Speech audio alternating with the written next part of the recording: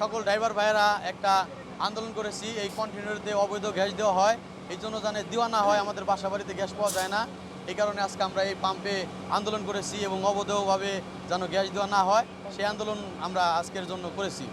আমরা আজকে এই কর্মসূচিটা করার পিছনে একটাই উদ্দেশ্য, এইখানে আমরা 3 ঘন্টা সিরিয়াল ধরে গ্যাস পাচ্ছি না, প্রেশার এমনিতেই নাই লাইনে, তার উপরে অবৈধভাবে ওই কন্টেনারগুলোতে গ্যাস দেয়, সিলিন্ডারগুলোতে গ্যাস দেওয়ার কারণে আমরা আরও পাচ্ছি না। আর এই পাম্পে আইসে আমরা যদি গ্যাস নিতে আসি, কন্টেনার যখন দেয় আমরা পাম্প মালিককে জিজ্ঞাসা করলে বলে আপনারা নিলে নেন, না নিলে অন্যদিকে চলে যান, ওনারা এইটাই দিবে, কন্টেনারে দিবে। সেই জন্য আমরা আজকে আন্দোলন করছি যাতে কন্টেনারে অবৈধভাবে গ্যাস না দেয়।